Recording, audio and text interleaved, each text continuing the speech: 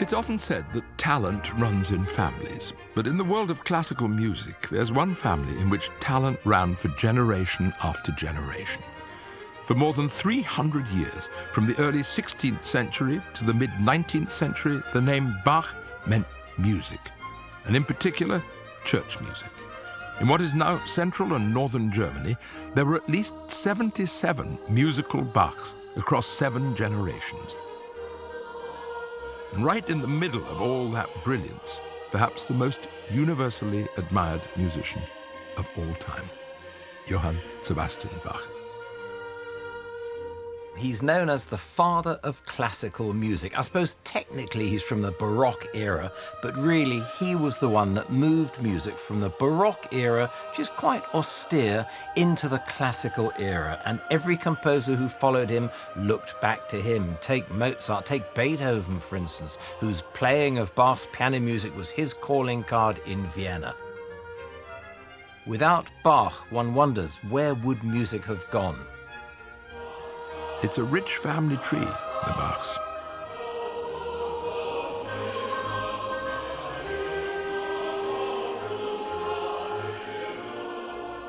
The city of Erfurt is key to our story.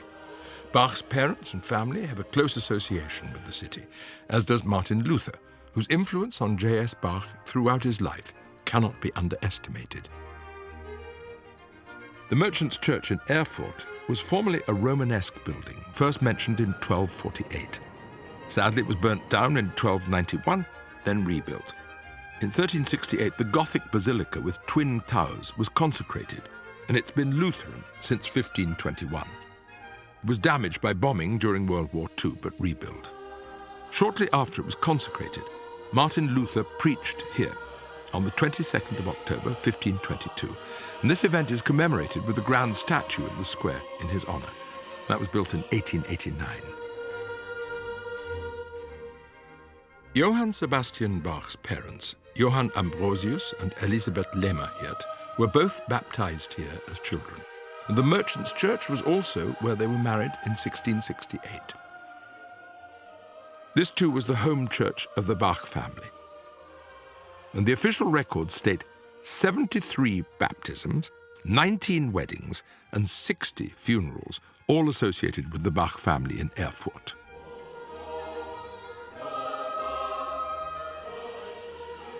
The home of Johann Sebastian Bach's parents, who lived there until 1671, still stands in the heart of the old town.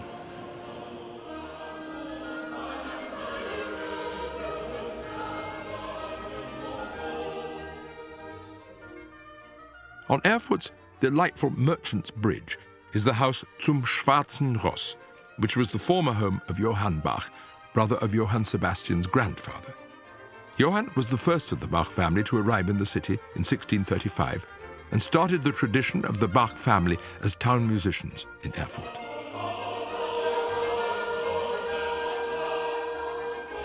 The city also boasts a magnificent cathedral in the main square, where Martin Luther was ordained as a priest in 1507. It's where Luther attended university and had his dramatic conversion, becoming an Augustinian monk.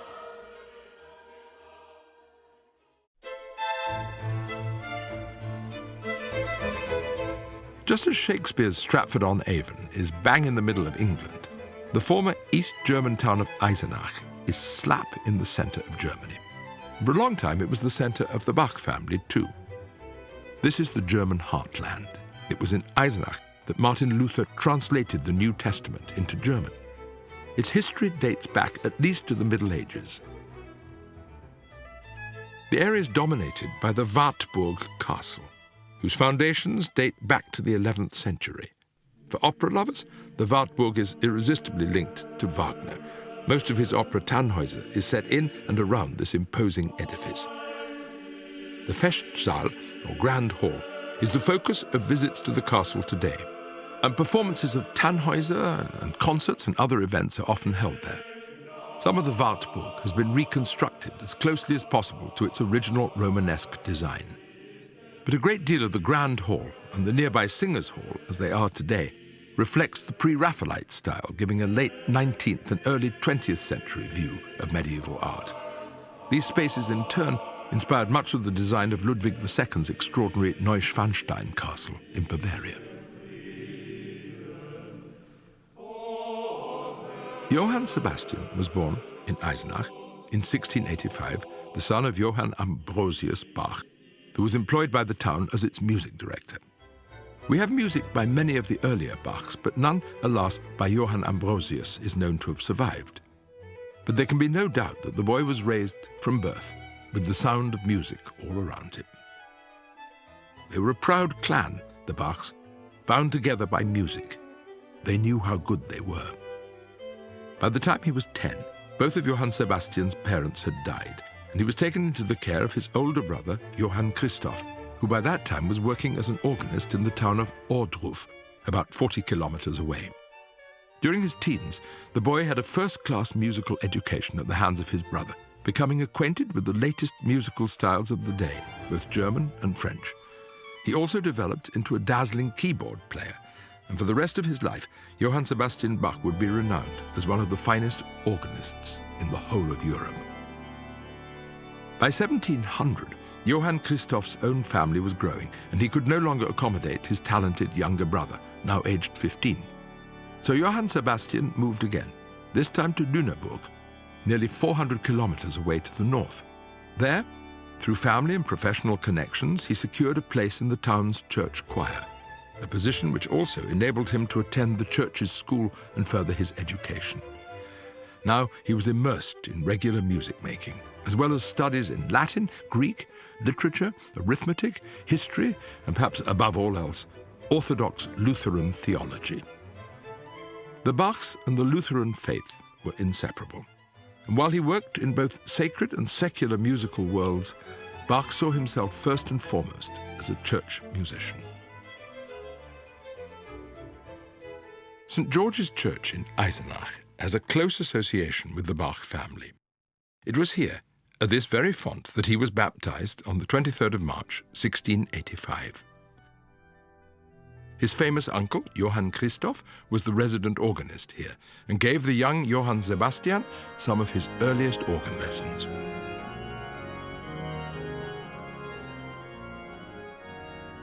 Eisenach has a beautiful museum devoted to Bach. The house at the center of the complex dates from the end of the 15th century, and in the 19th century it was mistakenly identified as Johann Sebastian's birthplace. But though some members of the extended Bach family lived in the house, it's virtually certain that Johann Ambrosius and his family lived elsewhere in the town, albeit very close to this building. In recent years, a new extension to the museum was built next to the historic house, which was restored. The complex now houses an extraordinary collection of Baroque instruments, a library, and exhibits relating to Bach's family and his work, including an original manuscript.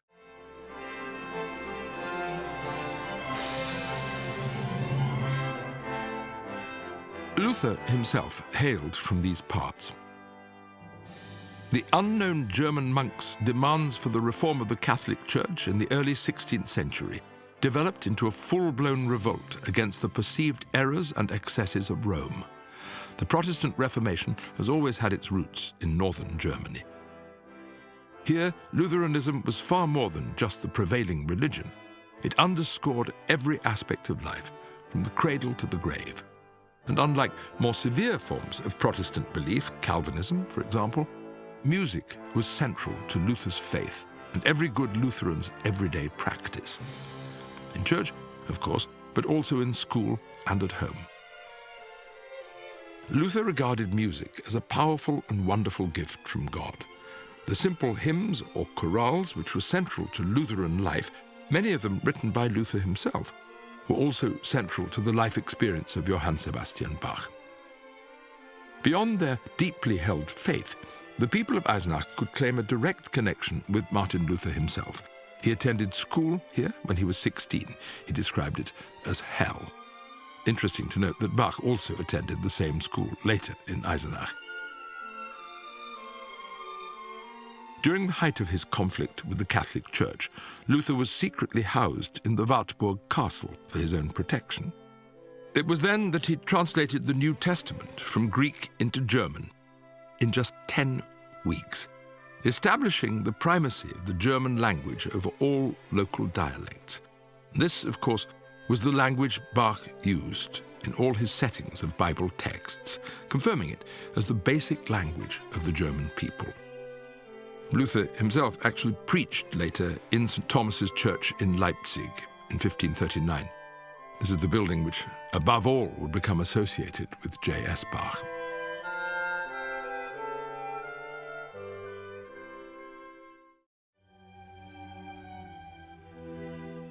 After his schooling ended, Bach worked briefly in Weimar as a fairly menial lackey. It was hardly a glamorous post, but Weimar would soon enough provide him with much better employment. In the meantime, he secured his first church position in Arnstadt, back in central Germany, not too far from Eisenach, where he was born. Arnstadt's history can be traced further back even than that of Eisenach. There are documents mentioning the town which date from the early 8th century. Even today, it's relatively small, around 30,000 inhabitants, but it wears its connection with J.S. Bach, and in particular his organ music, with pride. Nidec Castle, which is today a ruin, is where the very first Bach family member, as far as we can judge, lived, high in this tower. You can climb to the top and look out across the city, with 360-degree views, and below, reconstructed models on display of the important town buildings. Across the road is the Castle Museum, where a room is dedicated on the top floor to Bach and his time in Arnstadt. The highlight is the original organ keyboard and foot pedals from the church in which he worked before it burnt down. 2 other organ keyboards are on display, showing the subsequent development of organs from his time. Also on display in the museum is the contract Bach signed with Arnstadt. Interestingly, it was only for 10 hours a week, thus allowing him plenty of time for writing. He stayed in Arnstadt for 4 years, from 1703 to 1707. The requirements of the young Bach's job as organist in St. Boniface Church in Arnstadt were relatively slight. The choir wasn't up to singing anything more than hymns, so there was no question of writing elaborate cantatas. But the church did have a brand new organ, so Bach used his time to work on his organ playing. Many of his early organ works date from his time here. He was, in effect, poached from Weimar to Arnstadt. Such was his growing reputation, even at this young age, that Weimar sent a horse and carriage for him to come and test their new organ, star treatment unheard of at the time. Interestingly, according to the terms of his contract, he didn't have to wear a wig. Hence the statue of a young Bach in the town square without it. It's just a guess at how the young Bach might have looked. We have no images at all of him at this age. Central and northern Germany was famous for its virtuoso organists and organ music. Bach was part of this proud tradition. And in particular, he was keen to hear the great elderly organ master Dietrich Buxtehude, who was then around 70 and lived in Lübeck, 400 kilometers away. Buxtehude's concerts, quite apart from his playing for services, were legendary, and in 1705, the 20-year-old Bach was granted 4 weeks' leave so he could hear the great man for himself. He walked the 400 kilometers and stayed for 3 months, a fact which seriously annoyed his employers. Buxtehude's dazzling technique, brilliant compositions, and extraordinary improvisations unquestionably inspired his young fan. The focus of Bach's life in Arnstadt was the Church of St. Boniface. St. Boniface was an 8th century English saint who pioneered the Christian faith in these parts of Germany and is thus highly revered in the region. A church on this site dedicated to the saint burnt down in 1581 and was not replaced for another century. The new building, still standing, was completed in 1683. It was known as the New Church. This was where Bach worked. In 1935, the church was renamed, in fact, the Johann Sebastian Bach Church. The organ Bach played, built by Johann Friedrich Wender, was new when Bach was appointed to the post. In fact, he, a mere 18-year-old, was required to test the instrument after it was completed, something he would do in many churches throughout his life. When asked to test the new organ at Arnstadt, he said, "Does it have a great lung?" Which shocked the organ maker, but it did indeed have a very great lung. and Bach was delighted. It was because of his playing that he was offered the job in Arnstadt, which has a lot for his reputation and expertise, even as a teenager. The organ we see today has been much extended and renovated since Bach's time, but it's still a fine example of German organ building and a lasting monument to Bach's connection with St. Boniface. His long absence in Lübeck wasn't the only thing which annoyed his employers in Arnstadt. He was clearly a feisty young man with a short temper and with no time for people he regarded as incompetent or unwilling to learn. He insulted a bassoonist so bluntly that it resulted in a street brawl for which he was severely told off. The authorities also found much to complain about in the discharge of his church duties. His accompaniments to the hymns were becoming so elaborate that the congregation simply couldn't sing against them, and he continued to refuse to write cantatas on the grounds that, in his considered opinion, the choir, mainly students, were simply not up to the job. He and the students seemed on more than one occasion to have had fist fights in the church.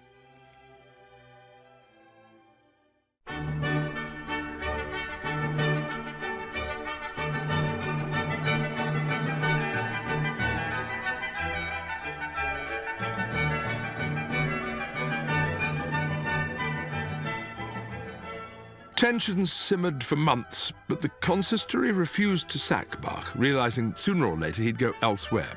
And that, of course, is exactly what happened. By the middle of 1707, he was appointed music director at St. Blasius's church in Mühlhausen, 80 kilometers away. Mühlhausen, like Arnstadt, can look back nearly 1,000 years to its foundation. Its magnificent ancient city walls still stand strong and surround the old city over 2.8 kilometers, where visitors can still partly walk the wall. The imposing Raven Tower, to the left of the main city gates, offers commanding views across the city to its many church towers, red roofs, and ancient homes scattered throughout the city. There are 11 medieval churches. Thankfully, only a few bombs hit Mühlhausen during World War II, and so the center of the old town is original and undamaged. The church at which Bach worked, often known now by its Latin name of Divi Blasii, is an imposing Gothic structure which still dominates the lower market, Untermarkt, of the town. It is Lutheran and the largest religious community in Mühlhausen. The great reformer Luther is remembered with a Stoic statue within Divi Blasii. Interesting to note that the current organ, constructed in 1959, was built using Bach's own original instructions to the organ makers of the day.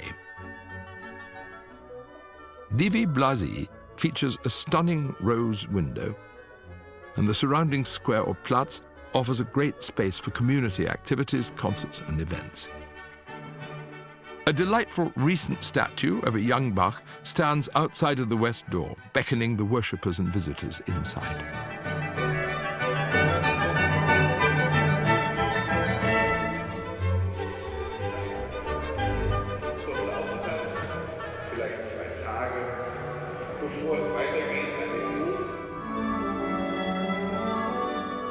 Bach's works are regularly performed within Divi Blasii, as in this performance of his cantata Gelobet sei der Herr, BWV 129, which formed part of a recent service here. His music still resonates with a victorious spirit.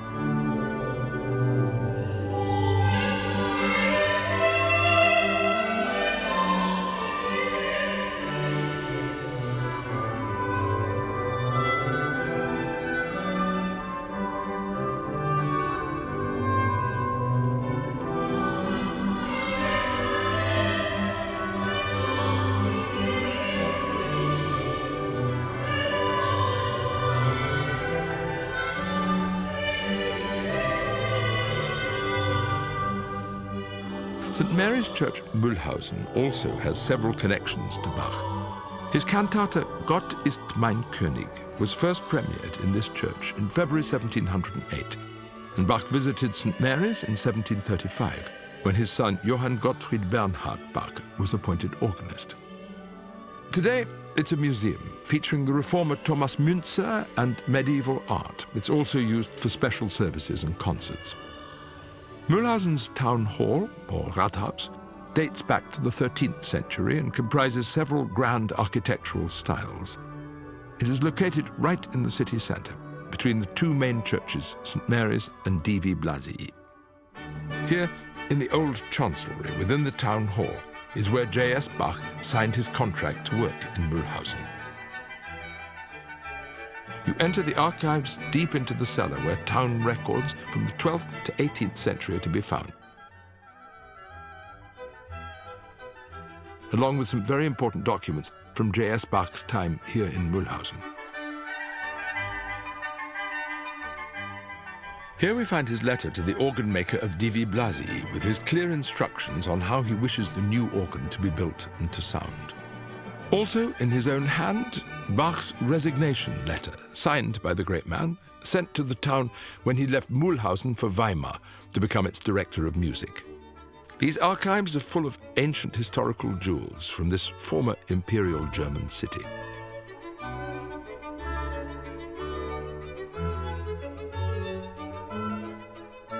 When Bach left for Mühlhausen, Arnstadt would have been glad to see the back of him, a man they clearly regarded as having ideas above his station. But he knew what he could do, and he knew he needed the resources to do it. St. Blasius in Mühlhausen didn't have a huge musical establishment, but it was a step up from Arnstadt. At least here he had a choir which could sing. One of his best-loved cantatas dates from his time in Mühlhausen, an austere work for Easter based on the hymn "Christ Lay in the Bonds of Death." It's scored for small forces, just a few voices and strings, but it's no less moving and beautiful for that.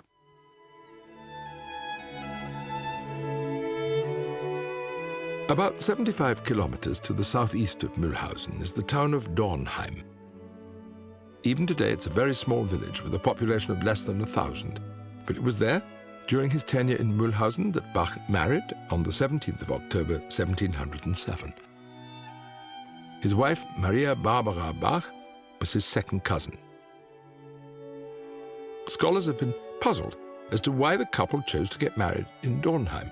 It's only a few kilometers away from Arnstadt, so Bach was in familiar territory, and there were almost certainly family connections in the area. The couple probably chose to get married there because of Bach's friendship with the pastor at Dornheim's church, St. Bartholomew's.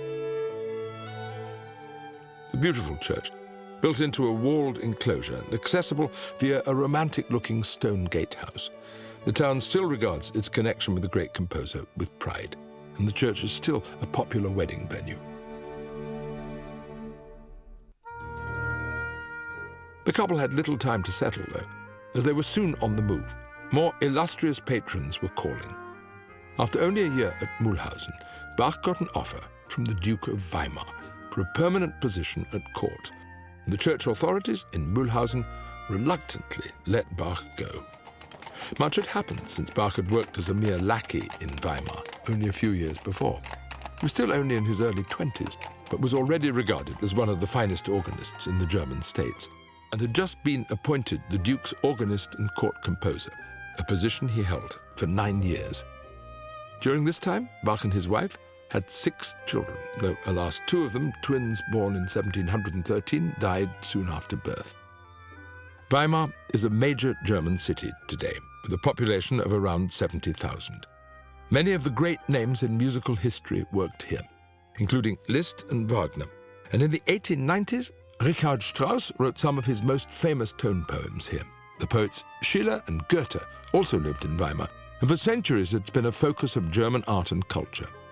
The city gives its name to an important period in German history, when after the First World War it became the capital of the new German Republic.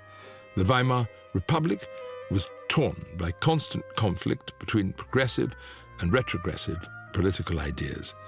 These spilled over into the arts and every other aspect of daily life. The Republic lasted until the election of the Nazi Party in 1933, whereupon Germany began its march towards the horrors of the Second World War. Johann Sebastian wrote most of his best-known organ works in Weimar. Scholars tell us now that the most famous Bach organ work, the D minor toccata and fugue, is almost certainly not by Bach at all. It's also more than likely to be an arrangement of a piece originally for violin, but another toccata and fugue in F major had its origins in Weimar, and it remains a brilliant example of Bach's dazzling technique, both as composer and virtuoso performer. The Church of St. Peter and St. Paul is the main Lutheran church in Weimar. The present building, which Bach performed in many times, dates to the end of the 15th century. But there had been a church on the site since 1245. It was one of the many churches in the region in which Martin Luther preached, and 2 of Bach's sons were baptized here. Perhaps the church's most famous artwork is the altarpiece. Begun in 1552 by Lucas Cranach the elder and completed by his son Lucas Cranach the younger in 1555.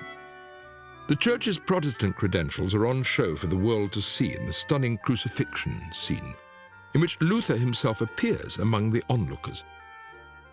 He was close friends with the painters. In the same church, there's a Luther triptych, in which he appears first as a monk, then in disguise as Junker Jörg, when he was hiding in Wartburg Castle, and finally as the great reformer and teacher he became. Bach wrote a few church cantatas during his years in Weimar, including a piece designed for Palm Sunday in 1715, King of Heaven, Be Thou Welcome.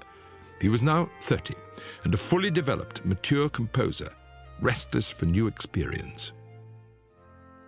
In 1717, he was offered a new position by Prince Leopold of Cöthen. The Duke of Weimar refused to let him go, and an ugly standoff ensued. Before long, the composer's fiery temper got the better of him, and he simply demanded that the Duke release him. Of course, no musicians' union on hand to fight Bach's corner.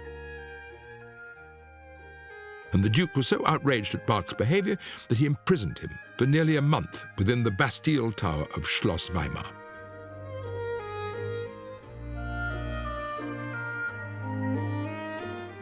The great Johann Sebastian Bach had a criminal record and did time. When he was released, the Duke dismissed him in disgrace, but it was no skin off Bach's nose, although a month in prison can hardly have been pleasant. Cöthen had already started paying his salary, so there were finances on hand for his wife and 4 surviving children who had already left Weimar. Bach soon followed, making the 150-kilometer journey to Cöthen the moment he was released.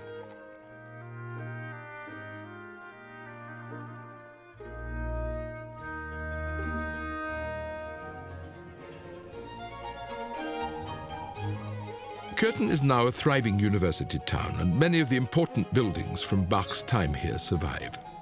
A number of his cantatas were first heard at St. Jacob's Church, which stands tall in the town square and dates back to the 15th century, while Cöthen Castle, where the prince lived, was only a few decades old in 1717. This edifice saw the first performances of many of Bach's instrumental works.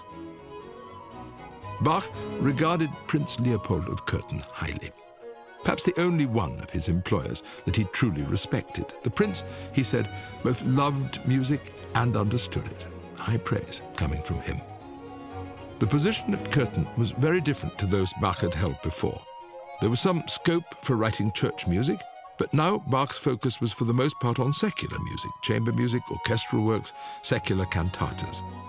He had up to 20 musicians at his disposal at Leopold's court, and this flexible ensemble could perform in all sorts of combinations. Judging by the music Bach wrote for them, they must also have been first-class performers. The Cöthen years saw the creation of one of the most famous sets of orchestral works in the Western tradition, the so-called Brandenburg concertos. They were written for and dedicated to Christian Ludwig, Margrave of Brandenburg. Most of the music was possibly composed earlier and compiled by Bach into the beautiful presentation volume he copied out himself in 1721. Everything that he wrote, in his words, was for the glory of God.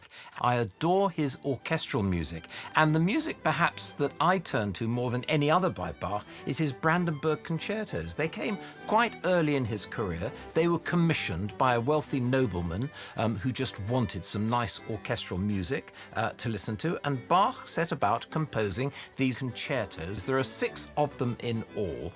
Each one of them set new standards for orchestral writing, and Bach's Brandenburg concertos are joyous from first note to last. I particularly like his use of the piccolo trumpet right up there in the top register. If you're in any way a down mood, depressed, Just listen to Bach's Brandenburgs and you'll soon be happy. Among the other gems which were produced in Cöthen are the 6 monumental works for unaccompanied violin, 3 sonatas and 3 suites or partitas, which remain among the most challenging and groundbreaking works of their type. Required study for any serious violinist to this day. Saying a favourite composer, I'd have to say Bach, just because for the solo violinist there's no better repertoire. So if you're left on somewhere deserted, the last man standing, and you're a violinist, then if you've got Bach, then you can spend the rest of your days playing solo Bach.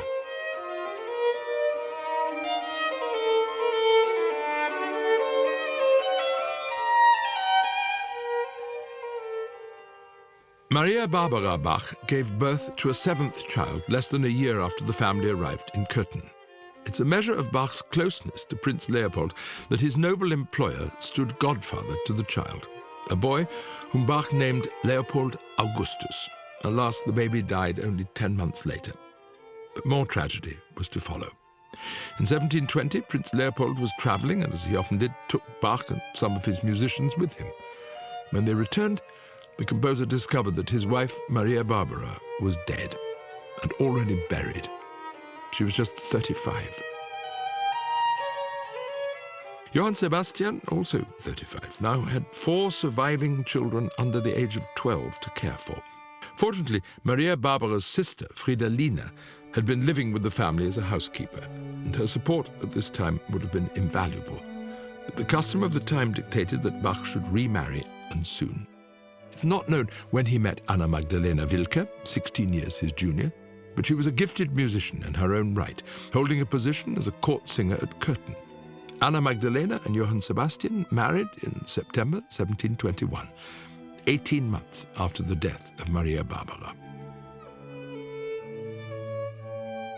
Anna Magdalena's musical talents clearly extended far beyond her singing. She immediately became involved in the Bach household's constant need for parts and scores, working as a copyist to provide the music from which instrumentalists and singers performed. As the children became old enough to help, they would certainly have become involved too. There's a far more intimate indication of the musical connection between Johann Sebastian and his second wife. Not long after their marriage, Bach began his Klavierbüchlein, or Little Keyboard Book, for her. In this he wrote short pieces for her to practice, as well as some by other composers, and she also added small pieces composed by their children over the years. Commonly called the Anna Magdalena Notebook, this was the first of a number of musical family albums, which included pieces intended not only for education, but also simply for pleasure. It provides a rare glimpse into the private world of this family, which lived and breathed music 24 hours a day. Around the same time, Bach completed a set of 24 pieces for keyboard, preludes and fugues, in all 24 major and minor keys. Early versions of some of them appear in Anna Magdalena's album, but the final volume, called the Well-Tempered Keyboard, is still regarded as a foundation work for anyone learning a keyboard instrument, particularly the piano. Bach wrote a second volume 22 years later, which comprised another 24 preludes and fugues in all the major and minor keys. Bach's excellent relationship with Prince Leopold of Cöthen continued until the prince married, after which things started to sour. The new princess had no interest in music whatever, and did everything she could to break up the close bond between her new husband and his court composer. Bach had to start job hunting again. The new post which materialized was 60 kilometers away to the south, in Leipzig. Already a major center for music, Leipzig would be associated with many great names in the history of music, including Mendelssohn, the Schumanns, Robert and Clara, and Wagner. It would also be home to the oldest of the world's great orchestras, the Gewandhaus Orchestra, founded in 1781. In Bach's day, the most important musical post in Leipzig was that of Thomas Cantor. This involved being the cantor, or music director, of the major Lutheran church in the city, St. Thomas. But that was just the tip of the iceberg. The Thomas Cantor was an employee of the town hall and responsible for the music in the 4 major churches in the city: St. Thomas, St. Nicholas, St. Matthew, also known as the New Church, and St. Peter. Music in the new church in St. Peter was relatively simple, restricted to hymns and organ music. But St. Thomas and St. Nicholas required cantatas and other elaborate vocal music. On every feast day and almost every Sunday of the year, Bach had to provide and perform a cantata in one or other of the two main churches. His post also required him to teach at the boys' school attached to St. Thomas, to train the boy choristers, and to recruit orchestral players from among local school and university students. Maintaining the organs in all 4 churches was also his responsibility. In addition to all this, he was also the town's musical director, overseeing and often composing music for important civic occasions. He was one of a number of applicants for the post in early 1723 and was far from the council's first choice. Some members had reservations about appointing someone who might write church music that was too theatrical, as they put it. For his part, Bach saw the post as a definite step down the social ladder, and he had little respect for his employers. There was often trouble and ill feeling. But what shines through more than anything else is the staggering amount of wonderful music Bach produced in Leipzig. All his previous posts had been relatively brief, but now, at the age of 38, he began the post which would last him for the rest of his life, another 27 years. This is part of a very large cantata Bach wrote for the first Sunday after Trinity in his first year in Leipzig, performed on the 30th of May, 1723. It was the start of one of the most amazing undertakings in the world of church music.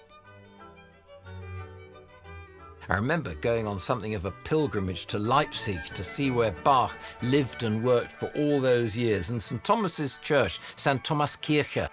And I went there to visit Leipzig with my wife to see the church, and I didn't even know about this extraordinary statue to Bach that stands outside, and I stood there in awe. And if you look at it, it's an amazing statue of Bach, more than life-size, dressed very formally in court clothes.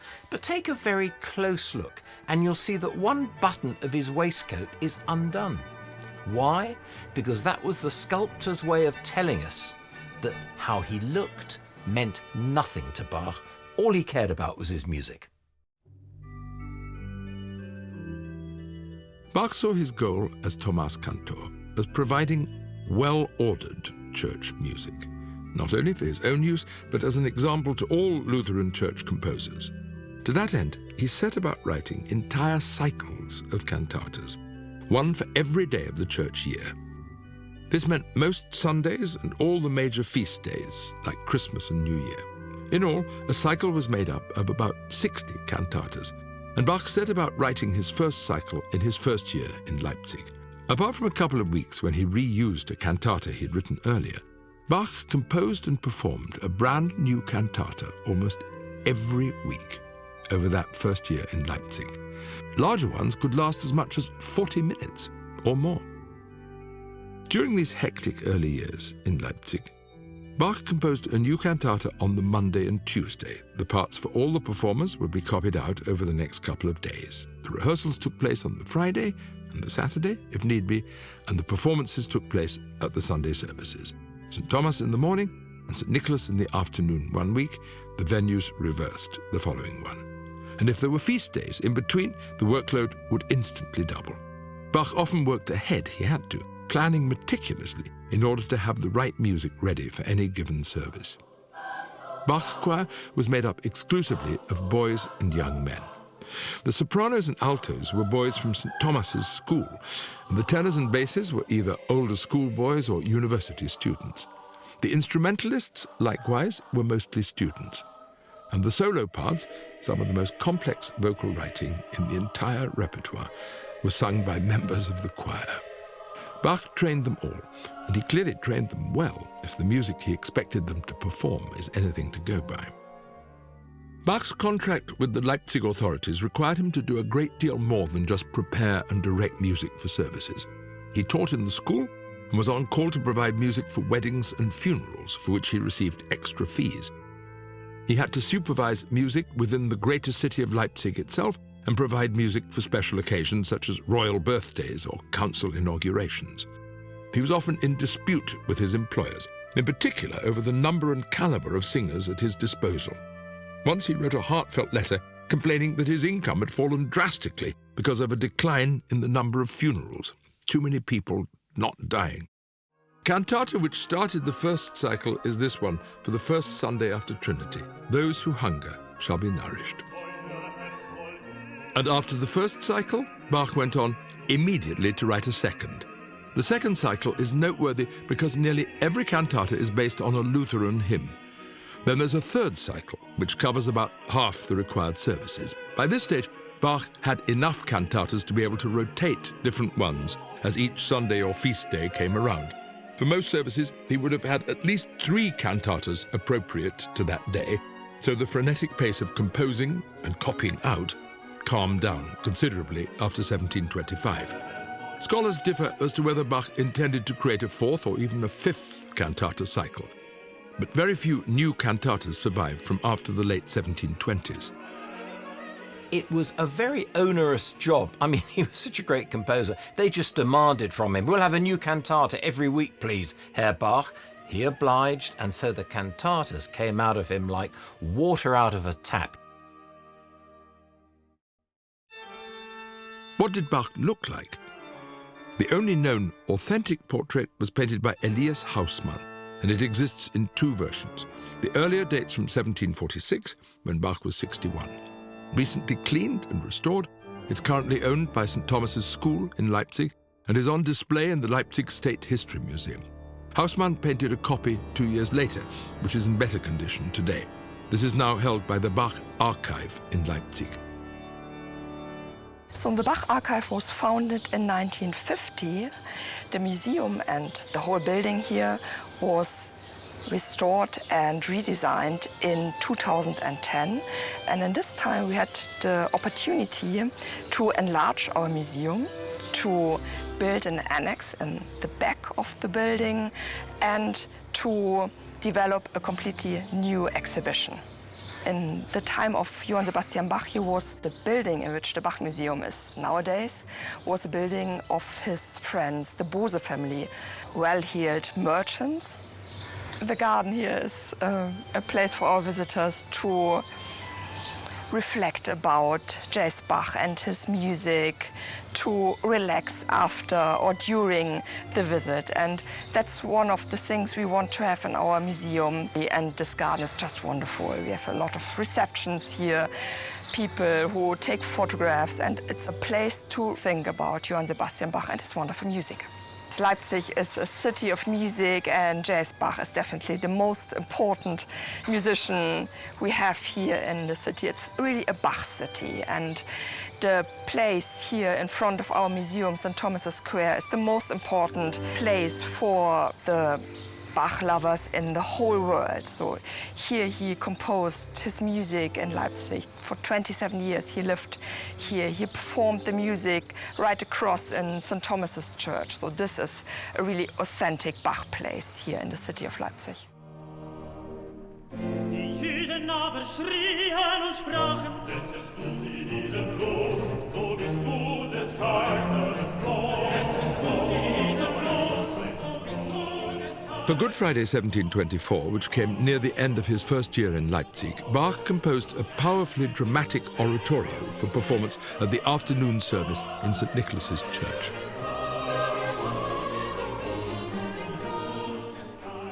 This set the story of Jesus' passion, the part of his life from the Last Supper to the crucifixion, as recounted in St. John's Gospel.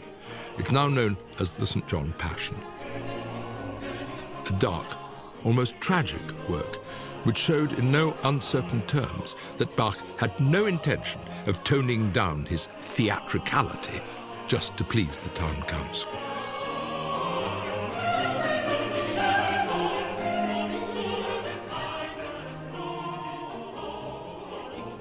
Bach revised and revived the St. John Passion several times over the years in Leipzig.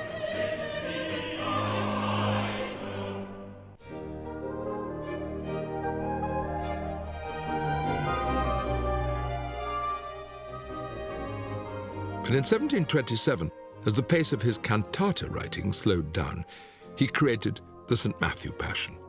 a work on a vast scale which dwarfs the earlier St. John's setting. It contains nearly 3 hours of music and calls for 2 orchestras and 2 choirs, in addition to the 6 solo singers. It has moments of intense drama, but on the whole, the St. Matthew Passion is more meditative, more intimate, more personal than the fierier St. John. Both of Bach's surviving Passion settings are among the most frequently performed choral works in the world, and the St. Matthew in particular is regarded as one of the greatest treasures of Western art.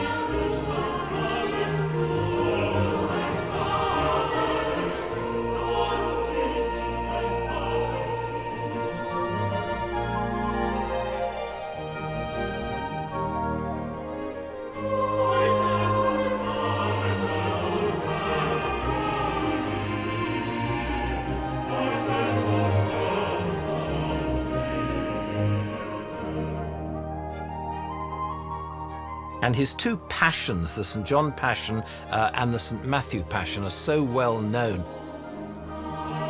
The St. John Passion is actually a fairly early work by Bach, and interestingly, he was not satisfied with it, nor was he when he rewrote it, nor was he when he rewrote it again and again. In fact, he kept going back to it, and the version that we now hear, which we consider to be maybe so perfect, was the culmination of many years of rewriting and thinking again. Interestingly, in contrast to that, the St. Matthew Passion, which followed some time later, he almost left untouched because he knew he'd got it right first time. Anna Magdalena Bach gave birth to 13 children during her marriage to Johann Sebastian. Sadly, the high infant mortality rate which affected almost every family before the advent of modern medicine, and which had already affected Bach and his first wife, also saw many of the children from the second marriage die prematurely. 2 of the sons who survived also became important composers. Johann Christoph Friedrich Bach was a contemporary of Haydn and wrote excellent music which deserves to be better known. The youngest son of the family was Johann Christian Bach, known as the London Bach because the most important years of his life were spent in the British capital. He broke the family mold in many ways, becoming a Catholic while he was living in Italy and establishing a career both in Italy and in England as a composer of opera. J.C. Bach was an important influence on the boy Mozart, so we'll encounter him again in a later program. Johann Sebastian Bach continued to fulfill his duties as Thomas Cantor for the rest of his life. In his early 60s, he was plagued by ill health and his sight began to fail. His last acts as a composer were to leave a summation of his art for posterity in 2 extraordinary collections. One, called The Art of Fugue, sums up Bach's unsurpassed talent as a writer of complex counterpoint, a series of fugues and canons all based on the same simple tune. The result is a mind-boggling display of intellectual ingenuity, an example of a genius very seriously at play. The other summarizes his entire life as a composer of church music. Now known as the Mass in B minor, this setting of the full Catholic Mass brings together music from across Bach's entire career to document all he stood for in his quest to establish well-ordered church music.